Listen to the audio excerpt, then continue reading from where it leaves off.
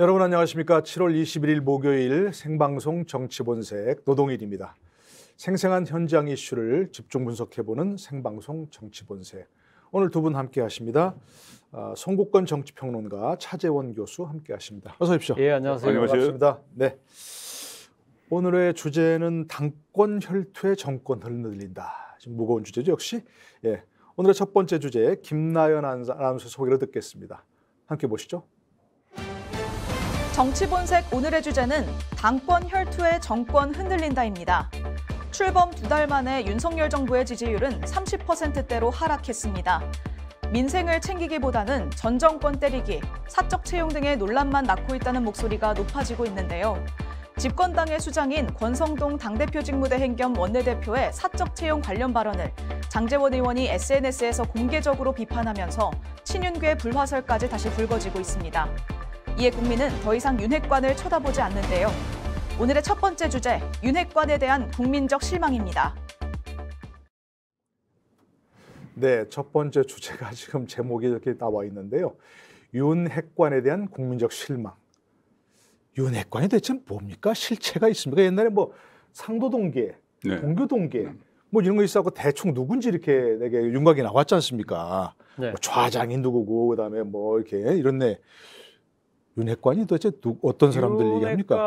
윤핵관의 하나의 줄임말이잖아요. 그러니까 윤석열 핵심 관계자, 대통령의 핵심 관계자. 네. 이선 윤핵관인데 과거 상도동 뭐 이 동교동식으로 이렇게 그러니까 호칭을 하던 것과 달리 요즘은 윤핵관이라는 부분은 한국 정치의 행태가 바뀌었기 때문에 그런 것이죠. 과거 네. 70년대는 소위 말하는 안방 정치라고 해서 그러니까 이제 지금 당의 보스들이 있는 집에 아침에 앉아 그러니까 유력 정치인들이 모여서 거기서 일종의 한 하루의 이 전국의 여러 가지 메시지, 이슈, 물줄기들을 이렇게 하는 그러한 식의 모임이 그러니까 당 대표 내지는 당의 실세 보스들의 네. 집 중심으로 이루어졌기 때문에 그러면 이제 김영삼 전 대통령 집이 상도동에 있으니까 이제 그게 모이면 상도동계.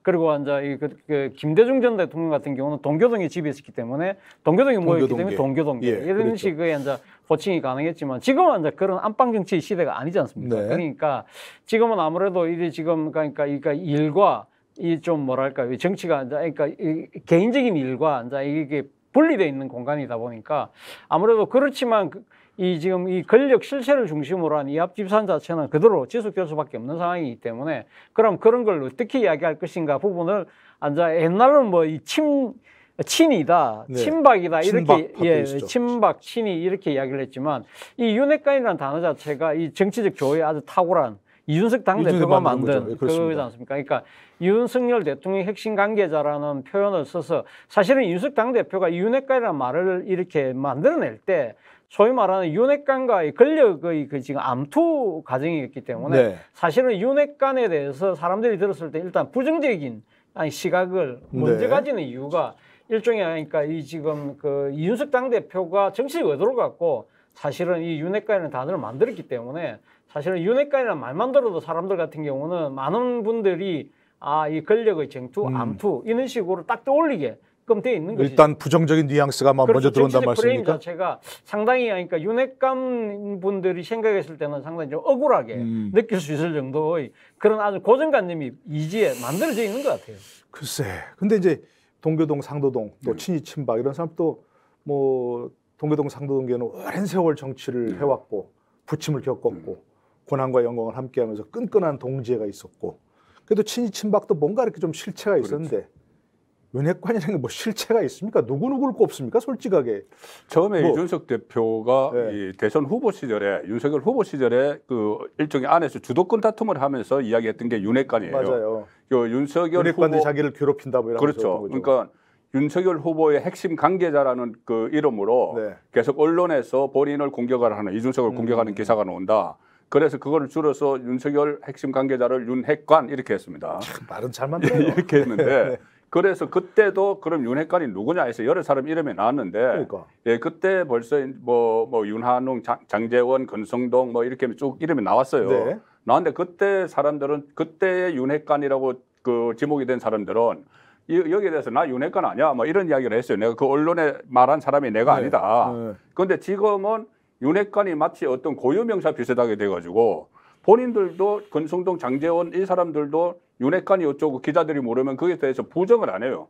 본인들이 이제 윤핵관이라는 걸 그냥 그 인정을 하고 들어가 버려요. 네네. 이런 상황이 돼 버리니까 지금 말씀하신 것처럼 윤핵관은 대선 후보 시절에 핵심 관계자인데 지금은 대통령의 핵심 관계자, 대통령의 핵심 측근이 돼 버렸어요. 네. 그러니까 어떤 이너서클을 그 통칭하는 이 정권 안에서도 이너서클을 통칭하는 이걸로 됐고 신문 기사 속에도 참 좋아졌죠. 윤핵관 그러면 모든 게 지금 통용이 되는 거예요. 그냥 윤핵관 관계자 또 그래야 되겠네요. 그러니까 윤핵관 관계자. 윤핵관의 분화 뭐 이런 식으로 해서 네네. 그래서 조수진 최고위원 같은 경우도 이제 윤핵관이라는 말을 쓰지 말자 이렇게 했는데 지금 뭐 그 용어를 쓰고 안 쓰고가 그것도 별개의 문제고 어쨌든 지금 안에 내부 갈등은 상당히 심각하다 그렇게 정리를 할 수가 있죠. 그러니까 사실은 이제 뭐 윤핵관에 대한 이미지도 그렇고 네. 이미지가 어떻든 또 이제 뭐 얘기하신 대로 누가 윤핵관이든 간에 지금 현재 국민들이 이제 실망이라고 하는 것은 그분들이 결국 이제 어떤 정권의 이제 실세라고 하면 실세인데 영향을 미칠 수 있는 거겠죠. 그분들이 일정한 부분에 있어서. 근데 그분들이 지금 사실은 정권을 뒷받침하고 정권의 이제 어떤 지지세를 모으고 그래야 되는데 우리 지금 반대가 돼 있단 말이죠. 그분들이. 물론 그게 뭐 사실 문제가 그분들 아닙니까? 입장에서는 네. 아니라고 이야기를 하겠죠. 윤석열 네. 대통령의 그러니까 지금 국정 수행에 상당히 한치 빈틈없이 자기들은 뒷받침하는 노력을 하고 있다고 이야기를 할 것 같습니다만 네. 사실은 지금 그러니까 국민들 눈에 비치는 모습들은 사실은 어떻게 보면 지금 그러니까 이 윤석열 대통령이라는 어떻게 보면 정치 초보잖아요. 이분을 그러니까 국정의 그러니까 한가운데에 놔둬놓고 그 지금 정치 초보인 윤 대통령이 미치지 않는 여러 가지 그러니까 정당의 권력 구조 속에서는 자신들의 정치적 영역을 선점하기 위한 일종의 다툼이 벌어지고 있다는 네. 양상으로 사람들이 느낀다는 것이죠. 물론 뭐 앞서도 제가 이야기한 것처럼 본인들은 절대 아니라고 하지만 일련의 지금 여러 가지 그러니까 지금 그 사건들을 본다고 한다면 사실은 지금 자기 당권을 둘러싼 레이스가 벌써 시작됐다고 보는 것이 네. 합리적이지 않을까 하는 생각이 드는데 일단 지금 권성동 원내대표 같은 경우는 이번에 이준석 당대표가 이 지금 윤리 징계를 받음으로써 당대표직에 대한 그걸 지금 당원권 정지 때문에 사실상 못 하잖아요. 네. 그래서 본인이 지금 이 6개월이라는 당원권 정지 기간 동안 직무대행 체제로 지금 앉은 거거든요. 네. 근데 사실은 많은 사람들이 생각했을 때는 이 공당의 대표가 특히 여당의 대표가 이렇게 6개월씩이나 자리를 비운다고 한다면 빨리 조기 전대를 통해서 새로운 당 지도 체제를 그러니까 내세워야 되는 거 아닐까라고 이렇게 많은 사람들이 생각을 했는데 그게 또 사실 합리적인 지적일 수 있는 것이죠. 근데 권성동 원내대표 같은 경우는 지금 지금 그러니까 당헌 당규에 따라서 네. 이준석 당대표는 당원권 정지이기 때문에 6개월 뒤에 다시 돌아올 수밖에 없다. 그렇기 거리가 아니고 사고다. 지금 그렇게 그래서 됐죠. 지금 이 어떻게 뭐 그러니까 지금 물리적으로 이 이준석 당대표의 이 당대표를 축출할 수가 없는 것이기 때문에 그렇다고 이야기하지만 사실 과거 정당의 역사에 보면 이런 정치적으로 이렇게 문제를 푸는 경우도 많았거든요. 예를 들면 최고위원회가 최고위원들이 다 같이 사퇴를 해버리면 최고위원회가 공중분해되잖아요. 그러려면 사실은 새로운 이 지도체제를 만들 수가 있는데 그런 걸 하지 않고 당헌 당규를 이야기하면서 이렇게 그러니까 이준석 당대표 임기를 채우려고 하는 것이 과연 이준석 당대표를 위한 것이 아니라 본인의 정치적인 여러 가지 그러니까 계획에 의한 그러니까 권성동 원내대표의 계산에 의한 그죠? 속셈이라고 다른 분들은 본다는 것이죠. 예. 그러니까 본인이 지금 내년 4월까지 원내대표를 맡고 있기 때문에 원내대표 끝나고 난 뒤에 그러면 6월 달에 열리는 당대표에 자연스럽게 나갈 수 있다. 네. 그리고 또 6개월 동안 본인이 원톱으로서 자신의 여러 가지 그러니까 정치적 기반을 다질 수 있는 기회라고 보는 네, 것이고 네, 네. 이 부분에 대해서 또 다른 윤핵관들은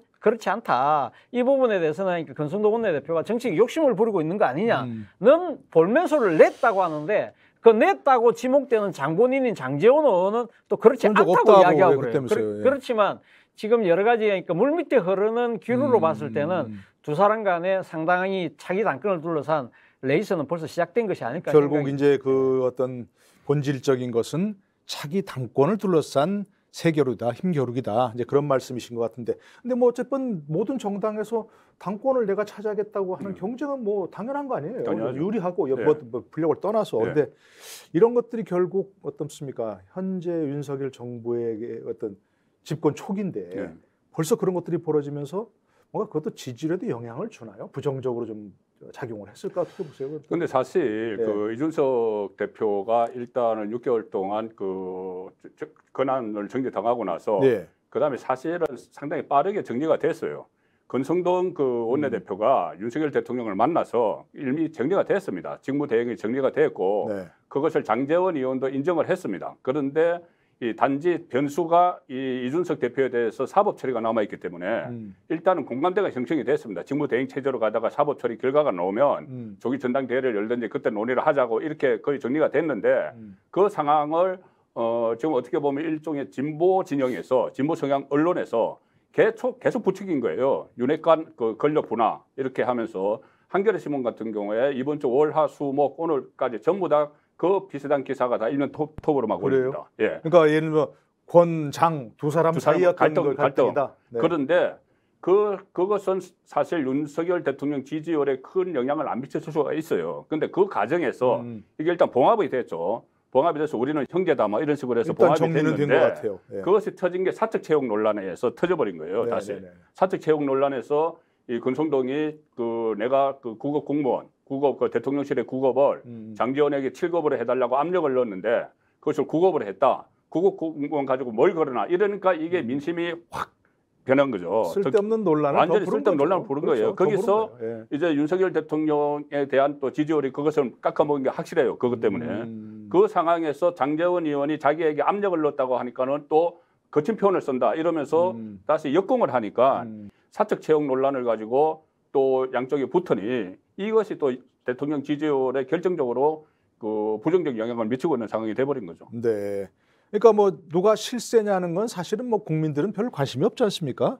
결국은 이제 집권 세력이니까 뭐 정부 여당이라고 하는 것처럼 윤석열 정부 그리고 집권 여당이 어떤 뭐 한 몸이 되어서 국정을 잘 원활하게 운영을 해갔으면 좋겠는데 이런 집권당의 어떤 내부 사정, 당권 경쟁 이런 것들이 현 정부의 어떤 국정 운영에 좀 걸림돌이 되고 있다면 어떤 쪽으로 좀 그 작용하고 있는 국민들 걸까요? 입장에서는 사실 지금 그러니까 이 지금 정부 여당 특히 이 집권 여당이 지금 보여주는 행태에 대해서 네. 상당히 실망할 수밖에 없는 것이죠. 그러니까 국민들 지금 당장 먹고 사는 문제가 너무 힘들지 않습니까? 이른바 민생이라고 예, 그렇죠. 하는. 네. 아니, 그러니까 뭐 국민들 입장에서는 무엇이 중요한데 지금 그러니까 국정에 있어서 가장 현안 과제가 지금 민생을 해결하는 문제라고 한다면 지금 당장 국회가 완전히 정상화되고 있지 않지 않습니까? 그러니까 국회를 정상화시켜야 되는 가장 큰 책무가 집권 여당에 있다고 한다면 근데 집권 여당은 그러한 부분들을 전부 다 야당 탓이라고 이야기하지만 국민들 눈에 비치기로는 자신들이 밥그릇을 놓고 싸우는 바람에 진작 해야 할 일들을 지금 뒷전으로 미루고 있는 것이 아닐까라고 본다는 것이죠. 바로 그런 측면들 때문에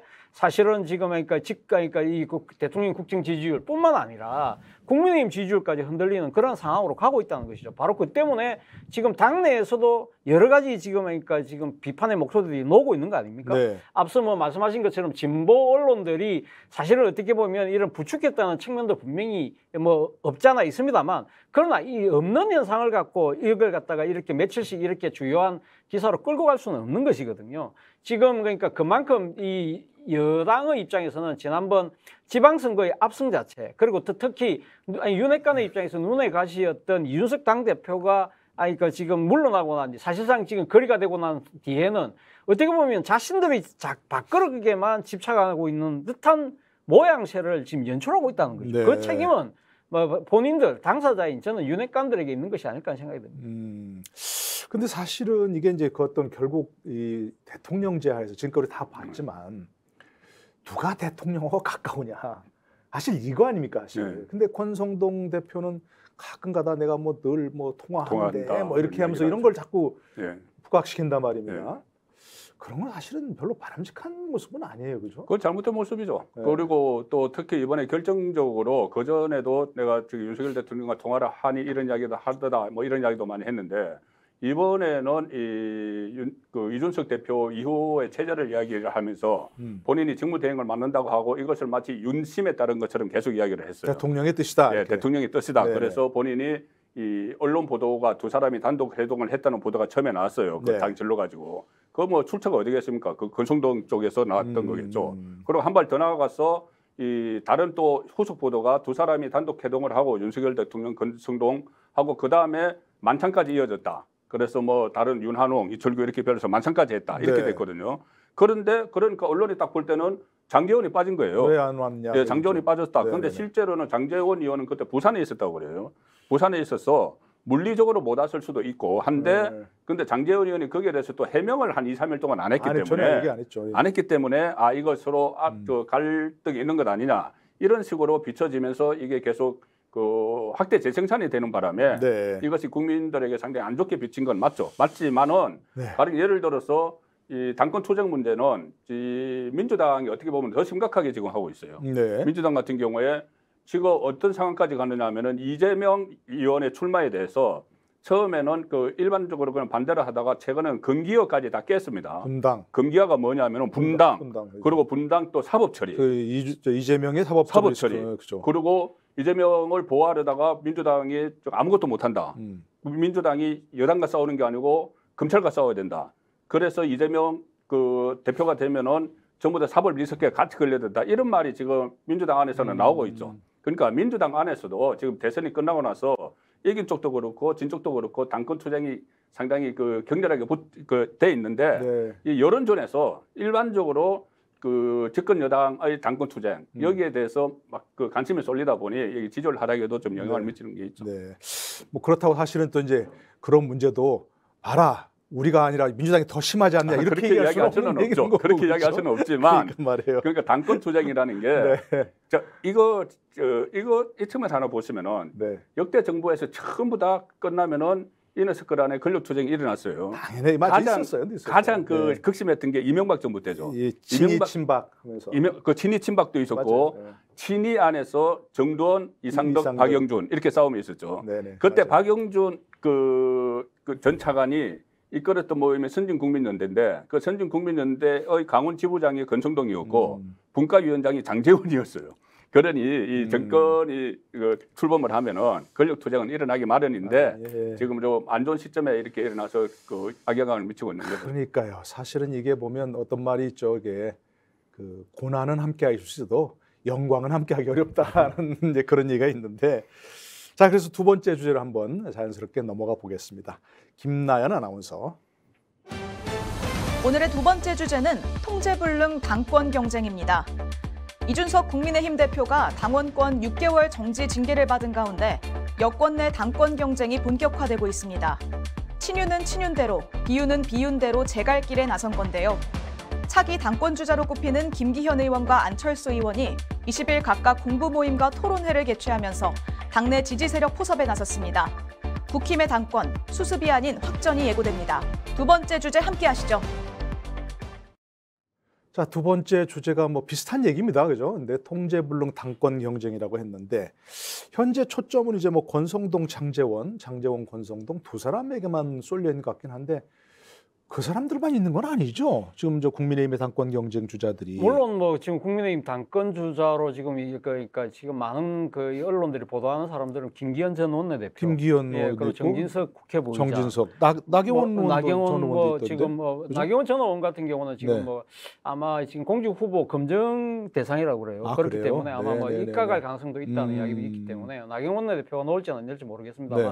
어쨌든 그러니까 다른 분들도 계시죠. 근데 제가 생각했을 때는 사실은 지금 현재의 당권을 놔둬놓고 이런 지금 상당한 이렇게 내분 상황에서 저는 앞서 그러니까 민주당도 지금 상당히 심하다고 그랬는데 민주당은 야당이잖아요. 민주당은 네네. 야당이라는 그 자체는 어떻게 보면 정치적 구심점이 없다는 소리거든요. 그러니까 전당대회를 앞두고는 사실 치열하게 그러니까 이 지금 그 당내에서 각 세력들이 그러니까 지금 치열하게 맞붙을 수밖에 없지만 지금은 이 국민의힘은 원래 전당대회가 지금 1년 뒤에 지금 예정돼 있는 6월로 지금 네네. 예정돼 있는 상황인데 이렇게 조기 가열되는 상황 자체를 그렇다고 한다면 지금 여당의 구심점은 누굴까요? 아무리 그러니까 평당원이라고 하지만 저는 윤석열 대통령이라고 생각이 들거든요. 네네네. 대통령이 나름대로 중심을 잡아야 되는데 물론 대통령 입장에서는 이래 지금 그러니까 이 국정 운영에도 상당히 여념이 없기 때문에 당무는 자신이 관여할 바가 아니라고 이야기를 하지만 사실은 어떻게 보면 자신의 그러니까 정치적인 기반이 흔들리고 있다. 그렇다고 한다면 저는 적극적으로 이 부분에 의사표명을 할 필요가 있다.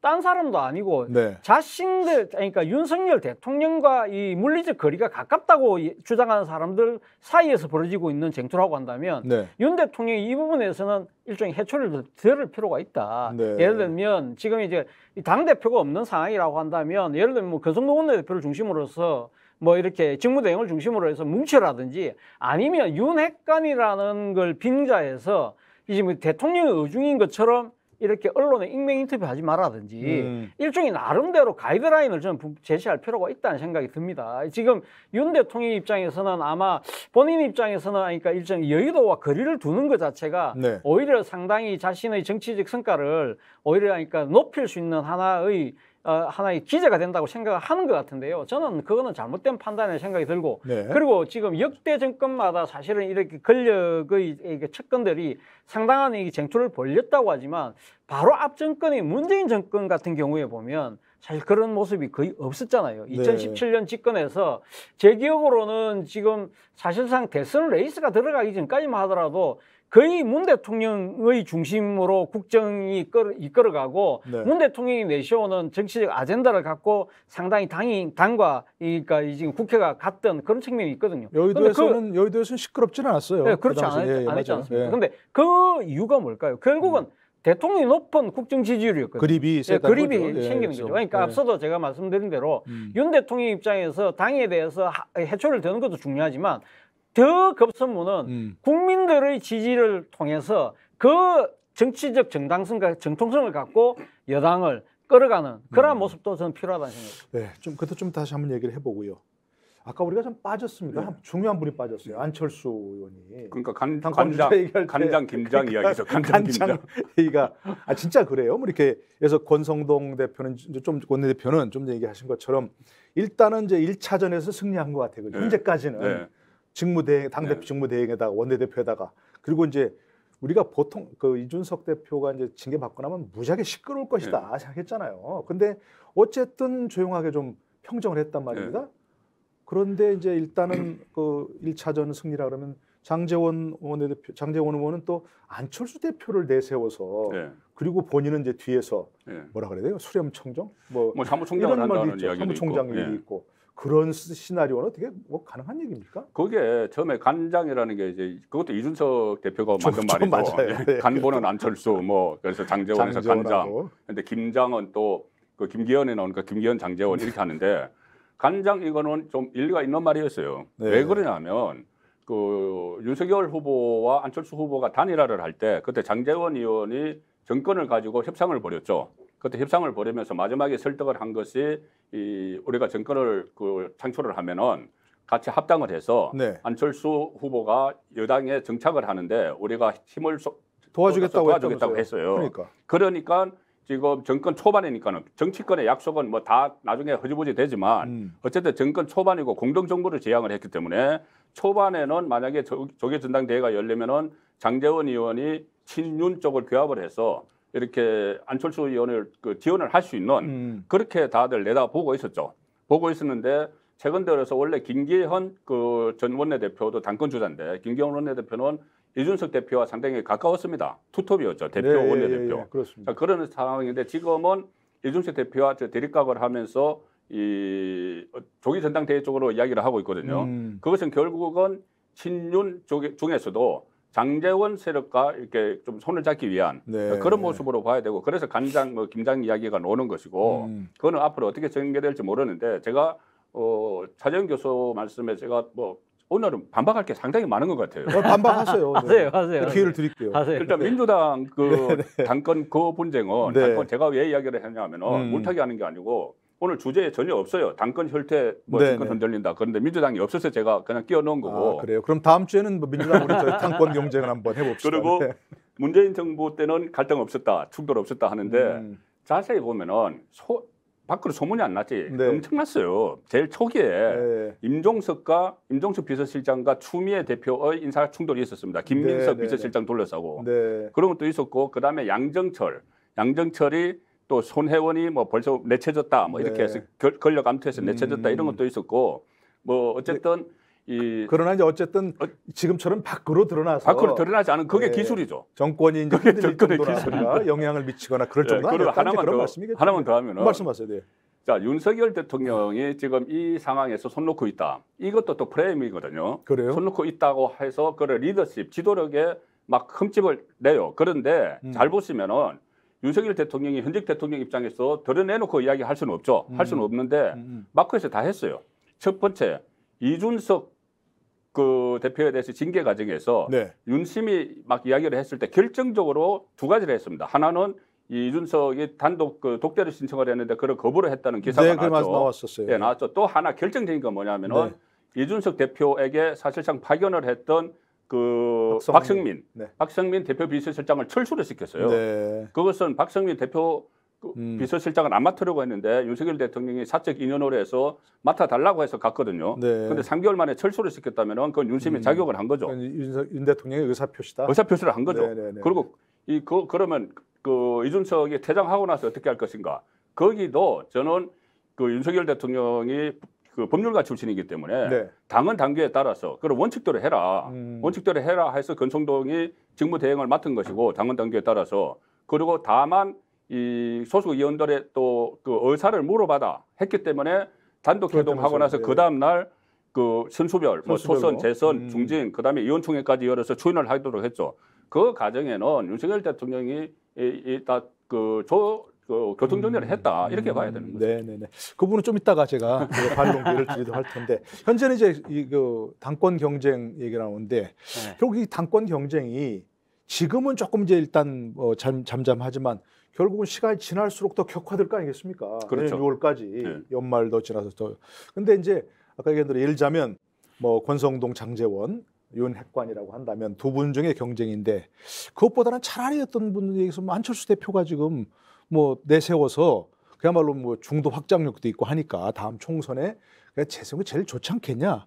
지금 뭐 안철수 의원도 뭐 무슨 토론회 계속 하는데 엄청나게 모인다면서요. 공부 모임을 하고 있죠. 사람들 엄청 모인다면서요. 한 번 하면 40명 정도 이렇게 오고 하니까. 이준석 보고 있나? 뭐 이런 생각을 하신다는데 이렇게 그런 시나리오 어떻습니까? 안철수 대표를 내세우고 그러면 이제 윤핵관들이 경쟁하는 건 사실 조금 덜해질 거 아니겠습니까? 아니 근데 저는 뭐 지난주에 우리 송 본부장님하고 여기서 이제 그 안철수 의원의 진로를 갖고 이야기를 했었는데요. 저는 사실은 그러니까 안철수 아까 의원의 당권 주자 부분에서 제가 누락을 시켰던 이유는 사실은 저는 그러니까 여권 내에서 안철수 의원을 지금 여당 당대표로 지금 과연 생각하고 있을까라는 부분에 대해서 상당히 부정적이라는 거죠. 왜냐하면 지금 그러니까 김기현 뭐 의원 그리고 정진석 뭐 국회 부의장 그리고 또 뭐 권성동 원내대표 이런 분들은 다음에 당권을 잡아서 그러니까 공천을 통해서 사실상 당을 자기가 가까운 사람으로 그러니까 배치를 한다 하더라도 다음 차기 대권에 도전할 가능성이 상대적으로 상당히 약해 보이는 분들이잖아요. 본인들이 직접 주자로 나서기는 어렵다. 그러니까 그리고 지금 많은 지금 그 언론들이나 이 국민들이 눈높이에 봤을 때도 아까 제가 방금 거론했던 분들을 다음 차기 대권에 도전할 분으로 안 본다는 거죠. 그런데 안철수 의원은 다릅니다. 안철수 의원은 지금 몇 번에 걸쳐서 지금 대선에 도전을 하는 상황이고 그리고 또 본인도 지금 대권에 대한 꿈을 포기하고 있지 않고 있기 때문에 지금 이런 식으로 만약에 그러니까 윤 대통령 중심의 사람들이 그러니까 지금 단합을 해서 안철수 의원을 옹립하는 순간 안철수 의원은 차기 대권에 아주 가장 중요한 이 고지를 선점할 수 있는 거예요. 그렇죠. 그렇게 된다고 한다면, 근데 문제는 이 사안 자체를 과연 윤석열 대통령은 안철수 의원을 앞으로 그러면 자기의 후계 구도로 생각하고 있을까? 저는 그 부분에 대해서 계속적으로 좀 의문을 갖고 있다는 겁니다. 또 하나의 부분은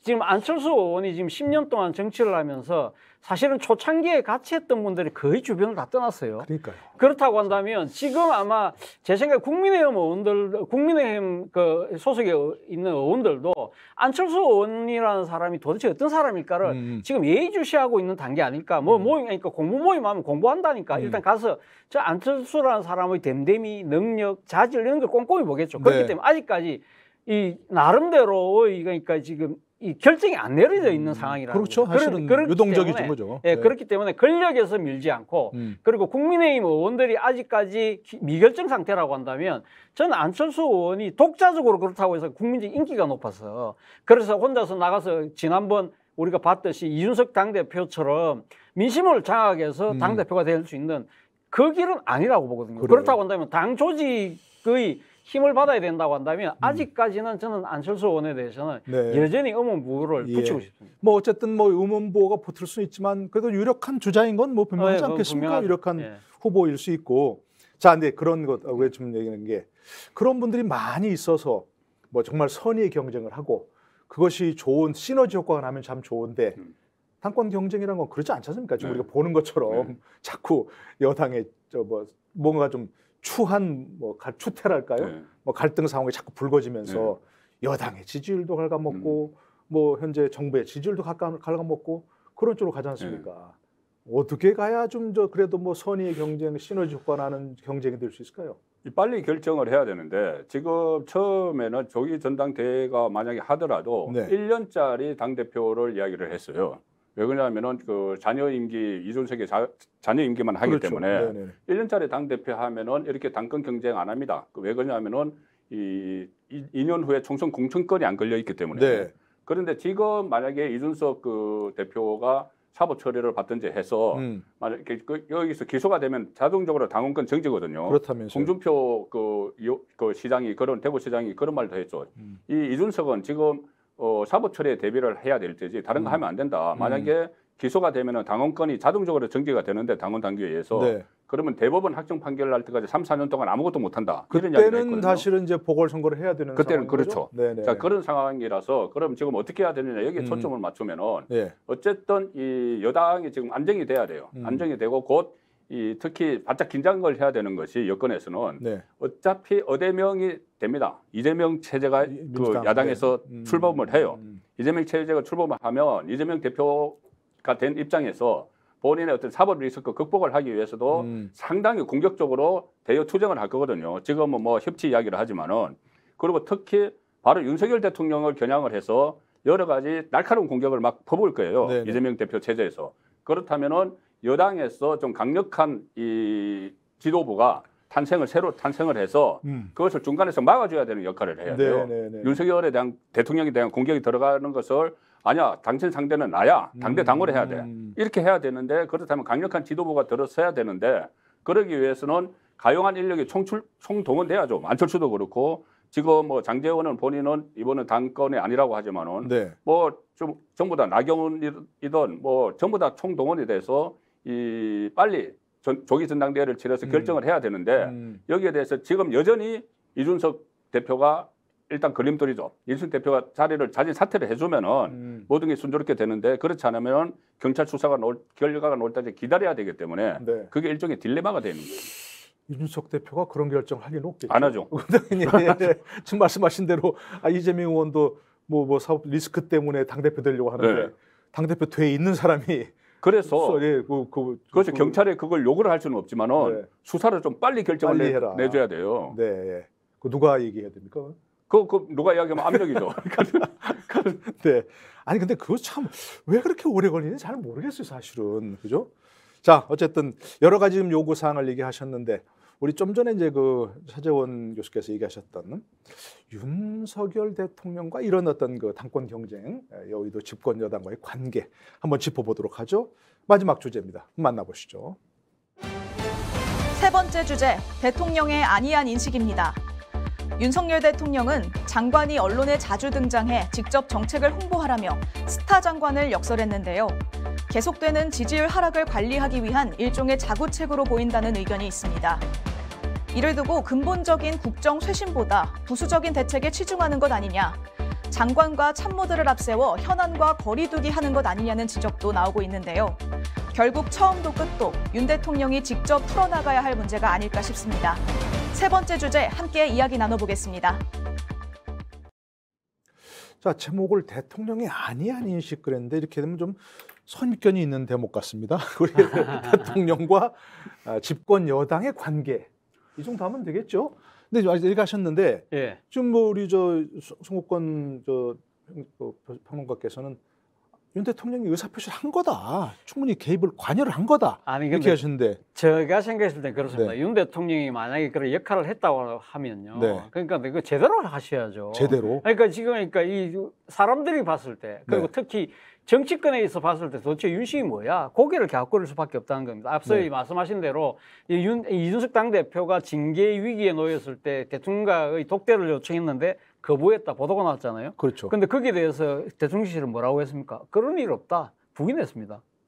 그 보도 자체를 부인을 했거든요. 그랬나요? 예, 부인을 했습니다. 그러면 사람들이 느꼈을 때 뭐라고 할까요? 아, 이것도 윤핵관들이 그러니까 이준석 당대표를 나름대로 하니까 좀 정치적으로 왕따를 시키기 위해서 네. 이런 식으로 언론 플레이하는 거 아닐까라고 본다는 것이죠. 그리고 또 한편으로는 또 하나 지적하셨던 게 박성민 당대표 비서실장의 사퇴. 네. 이 사퇴가 본인이 사퇴를 하면서 이것이 윤심이라고 이야기를 하지 않고 윤핵관들과의 관계 설정에 어려움이 있는 것처럼 이야기를 했거든요. 네, 더 이상 할 일이 없다. 예, 그러니까 더 이상 할 네. 일이 없다 하면서 네, 네. 일종의 윤핵관들이 지금 이 윤석 당대표를 왕따를 시키기 위한 또 다른 하나의 공작처럼 비친 측면이 있다는 거예요. 그래요? 만약에 대통령의 뜻이고 대통령의 의도였다고 한다면 이런 식으로 일을 처리하면 안 되죠.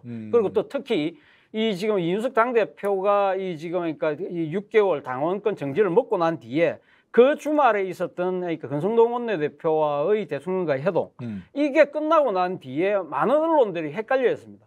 도대체 대통령은 그러면 이 권성동 원내대표 체제를 그러니까 용인을 한 거야?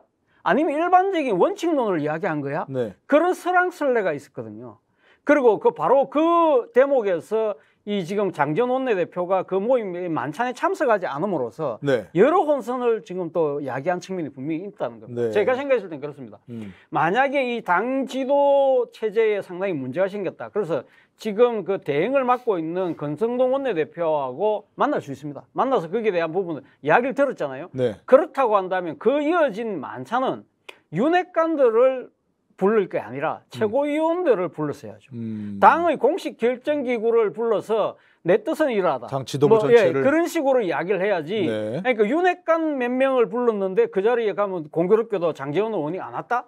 이런 식의 그 대통령의 섣부른 개입 자체가 네. 오히려 더 큰 혼란과 혼선을 빚고 있다는 것이죠. 그러니까 확실한 입장 표명, 그렇죠. 확실한 예, 관여가 있어야 된다는데 그리고 공적 시스템을 네네. 이용해야 되는 그런 측면이 있다는 거죠. 그런 근데 부분들이 너무 부족하다. 예.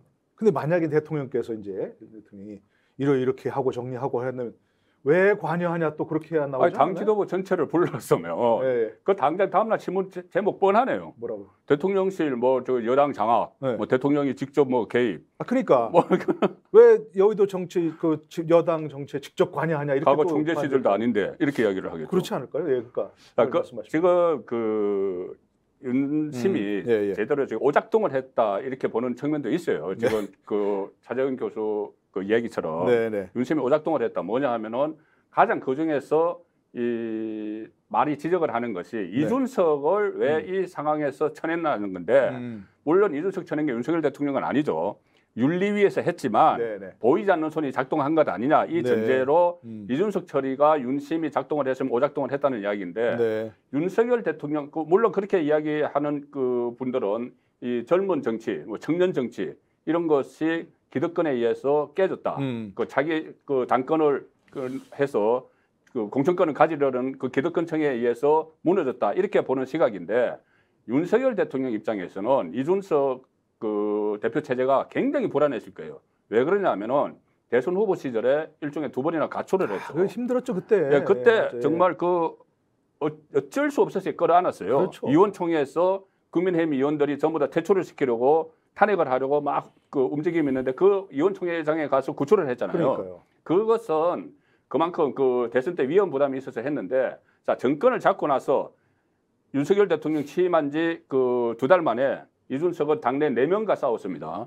정진석, 뭐 배현진, 뭐 저 장제원 또 그 4명하고 이렇게 막 충돌을 했어요. 모든 사람과 싸웠죠. 네, 그렇게 되니까 모든 사람과 그 윤석열 대통령 입장에서는 이런 식으로 가면은 1년 동안 그 남은 임기가 1년이 남았으니까 이준석 대표가 1년 동안 이런 분란을 일으킬 수가 있겠구나 해서 물론 이준석 그 윤석열 대통령이 직접적으로 윤리위에 이렇게 어떤 보이지 않는 성으로 작용을 할 수는 없지만 다만 박성민 그 실장을 불러들이는 거나 철수시키는 거나 이런 식으로 해서 저는 일종의 메시지를 갖다고 봐요. 그리고 그것이 이준석 대표 체제로는 안 되겠다고 하는 그 윤석열 대통령의 그 대선 후보 시절의 경험 이런 것 때문에 어쩔 수 없는 선택이었다. 저는 그렇게 보는 거죠. 네. 아니 그러니까 지금 얘기하신 대로 뭐 사실 만약에 윤석열 대통령이 직접 뭐 이건 이거고 저건 저거고 정리에 나서고 확실한 의사 표명을 하고 그랬다면 또 왜 그 정치에 관여하냐 막 이렇게 또 하지 않았을까요? 아니 근데 제가 그러니까 지금 대통령이 지금 당 총재도 아닌 이상 일반 평당원인데 네. 감나라 변화를 할 수는 없죠. 그러나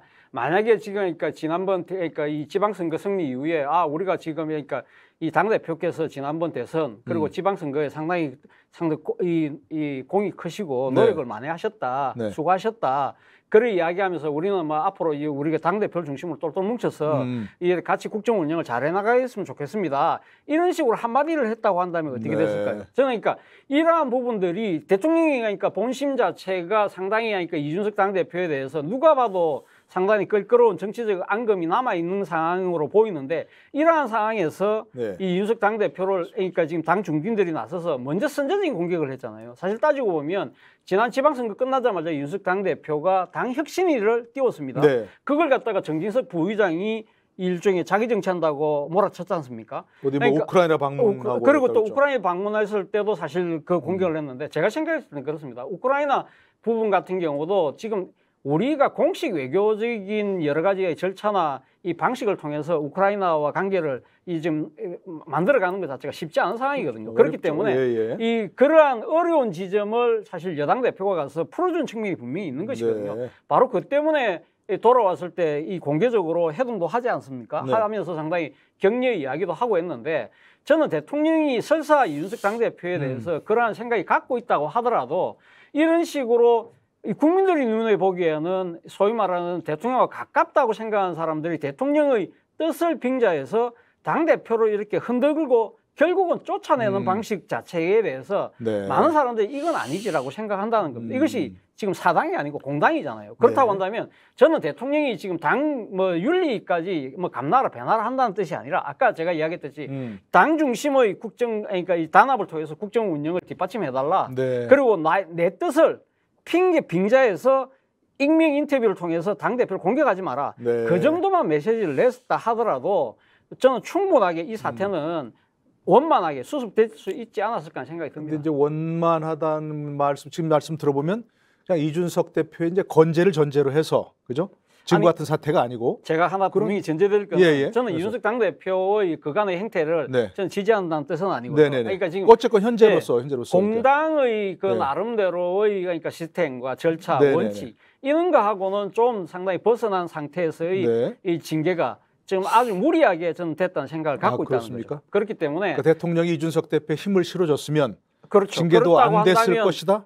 저는 안 돼서 가능성이 크다고 생각합니다. 사실 박성민 당대표 비서실장이 물러나는 순간 윤리위원들의 입장에서는 이거는 윤 대통령이 이제 이준석 당대표가 손절한다는 의미다. 고 받아들였을 거라는 거죠. 알겠습니다. 그거는. 자, 이제 어쨌든 뭔가 이제 대통령에게 이제 이런 어떤 상황을 좀 정리할 책임이 있지 않느냐. 책임은 있죠. 그런 걸 좀 주문하는 것 같아요. 어떻게 좀 해야 됩니까? 그러면 윤 대통령은 현 상황에서? 현 상황에서 집권 여당 그 문제는 계속 말씀드리지만은 이 경찰 수사를 지켜볼 수밖에 없어요. 지금 상황이 그렇게 됐습니다. 정치 논리로 정치 공방으로 해결될 일이 아니거든요. 만약에 경찰 수사에서 무혐의가 난다면은 또 그 나름대로 복권을 할 수 있는 기회가 생기겠지만 이 기소가 된다면은 일단 그 이준석 대표는 배제를 하고 가야 되는 것이고 일단 이 어떤 시한폭탄을 안고 갈 수가 없기 때문에 저는 윤석열 대통령이 이준석 대표를 그 대표에 대해서 대표 체제에 대해서 어떤 부정적인 사인을 보냈다고 봐요. 그런데 지금 이제 그 지지율이 폭락을 하고 있는 이 마당에 어쨌든 이 집권 여당 문제는 또 집권 여당 안에서 경찰 수사에 따라서 지켜봐야 되고 저는 그 윤석열 대통령이 국무회의석상에서 적극적으로 소통을 지시한 부분, 이 스타 장관들이 나와라. 대통령이 안 보인다는 말이 나와도 좋다. 장관들이 각 분야에서 직접 언론에 언론에 출연을 해서 인터뷰도 하고 해서 우리가 뭘 하고 있는지 그런 것을 알려라 하고 수석 비서관들에게도 같은 그 지침을 내렸죠. 저는 이것이 좀 만시지탄이라고 봐요. 진작 그렇게 했어야 됩니다. 왜 그러냐면 이 윤석열 정부 출범 이후에 여론전에서 지금 일방적으로 밀리고 있거든요. 정권이 여론전에서 상당히 밀리고 있습니다. 어떻게 보면은 이런 상황이 없어요. 어제 박홍근 민주당 대표가 어떻게 출범 2달 열흘 된 대통령을 향해서 그 원내 교섭단체 대표연설에서 마치 이 뭐 어떤 엄청난 국기문란이라도 일어난 것처럼 탄핵 이야기까지 나왔지 글쎄 않습니까? 말이에요. 그건 뭐 참 더 지나친 단어였죠. 지나치도 네. 그게 네네. 김민석 그 당권 주자나 이런 사람들이 라디오 방송에 나가서 하는 이야기하고 국회 본회의장에서 공식 연설인데. 공식 그 원내 대표 네. 연설을 하면서 교섭단체 대표 연설을 하면서 탄핵 이야기를 하고 일종의 그 어떤 뭐 대가를 치를 것이다 이런 이야기하는 것은 그 네. 상당히 그 일종의 저는 여론전이라고 보거든요. 네네. 그 여론몰이에 상당히 이 일방적으로 당하고 있는 측면이 있기 때문에 지금 현재 여건이 그래서 어제 윤석열 대통령이 그렇게 전면적으로 나서 소통하라는 건 그 어떤 그 우리가 할 수 있는 것 우리가 하고 있는 일도 다 알리고 일종의 여론전을 그 정정당당히 하라는 지시이기 때문에 네. 저는 상당히 의미 있는 조치라고 봐요. 근데 어떻게 그런 뭐 장관들이 나서서 지금 뭔가 좀 자꾸 뭐 국정을 이제 홍보하고 네. 스타가 되어라. 뭐 대통령보다 더 뭐 이렇게 부각도 대통령. 좋다. 예, 예. 뭐 이런 얘기인데 그런 걸로 현재 어떤 그 이 상황 우리가 좀 이제 집권 여당의 어떤 뭐 지리멸렬함 이런 걸 얘기했는데 갈등 상황 이런 것들이 조금 그쪽으로 정리가 되겠습니까? 어떤... 저는 상당히 그러니까 의미 있는 네. 그 태도의 변화가 아닐까 하는 생각이 듭니다. 그렇습니까? 예, 네. 저는 뭐 사실 그러니까 이제 도스태핑이라는 걸 처음 했을 때, 그러니까 네. 이제 적성문답을 처음 했을 때, 저는 상당히 신선하게 받아들였거든요. 누구나 다 그렇더라고요. 그거 신선하게 받아들이는 받아들였는데 건. 문제는 이 도스태핑을 통해서 지금 두 가지 문제인데요. 네, 네, 첫 번째는 대통령이 지금 너무 이렇게 이 정문적답을 하다 보니까 정제되지 않은 메시지를 낸다. 네, 준비되지 않은 언사가 있죠. 그렇죠. 네. 그렇기 때문에 상당히 그리고 또 하나의 문제는 뭐냐면 대통령이 국민이 듣고 싶은 이야기가 아니라 자신이 네. 하고 싶은 이야기를 하는 톤으로 네. 활용을 한다는 것이고 그리고 가장 결정적인 문제가 뭐냐면 이 대통령이 지금 매일 아침마다 나오다 보니까 그리고 모든 사안에 대해 다 처음에는 언급을 했잖아요. 그러다 보니까 말 그대로 대통령이 만기 침남하는 형태가 되어버린 거예요. 그러니까 다른 사람들이 사람들이 다 사라져버린 거예요. 네. 그렇다고 한다면 지금 용산으로 대통령실을 왜 이전했을까요? 청와대라는 구중궁궐을 나와서 대통령이 용산으로 해서 일반 국민들 속으로 들어간다고 했을 때는 말 그대로 그러니까 지금 그러니까 소통, 개방 그런 측면도 있지만 그동안 역대 정부가 많이 들어왔던 청와대 정부, 청와대가 모든 걸 다 하는 내각은 사라져버리는 이러한 형태의 정치 형태를 바꾸겠다는 그런 의미로 받아들였는데 대통령 도어스태핑에서 A부터 Z까지 모든 이야기를 다 하고 있고 그 말하는 것 자체의 그런 정제되지 않은 메시지 그리고 일방적인 자신의 이야기만 네. 이야기를 하다 보니까 다른 건 다 실종해요. 네, 네, 네. 책임 총리, 책임 내각, 책임 장관 다 사라져버린 거예요. 그러다 보니까 사실은 어떻게 보면 대통령이 정쟁의 한가운데 내몰리는 그런 상황이 됐다는 거죠. 그런 네, 측면에서 네, 본다고 한다면 대통령이 자신을 이 뒤로 물리고 참모들 내지는 장관 내각을 앞서세우는 이 국정 운영 방식은 네. 저는 진작에 도입될 필요가 있었다는 생각이 듭니다. 네. 그러니까 사실 이게 뭐 그야말로 이제 뭐 도어 스태핑이라도 좋고 일일 약식 교육이라도 좋고 이제 그런 것보다는 뭔가 이제 국정 운영의 근본적 변화 이게 필요하다는 건데 그럼 뭐 아까 얘기하신 뭐 스타 장관 지금도 사실 뭐 원희룡 장관이라든지 그죠? 한동훈 장관도 좋다. 네, 한동훈 장관도 이렇게 내세울 수 있는 부분이 있지 않습니까? 네. 그런 부분이 그런 것도 있고 그런 것들이 또 사실 그러니까 본질적인 어떤 국정 운영 스타일의 변화라고 볼 수 있을까요? 어떻게 좀 더 어떤 것일까요? 국정 운영 스타일을 변화를 시키려면 네. 민심이 뭔지를 알아야지 변화를 시키죠. 네. 그냥 이 뭐 책상에서 이렇게 할 수는 없잖아요. 네. 우리가 뭐가 잘못됐고 뭐 지금은 이제 홍보가 잘못됐다는 이야기까지 나오죠. 국정 홍보가 잘못됐다는. 네. 그렇기 때문에 그런 그 진단이 나오니까 처방을 내려서 스타 장관이 되라 이렇게 나오는 거예요. 네. 그리고 이 지금도 국정 운영을 처음 그 이야기에서 좀 이렇게 또 역풍을 맞았는데 처음 대통령 해본다고.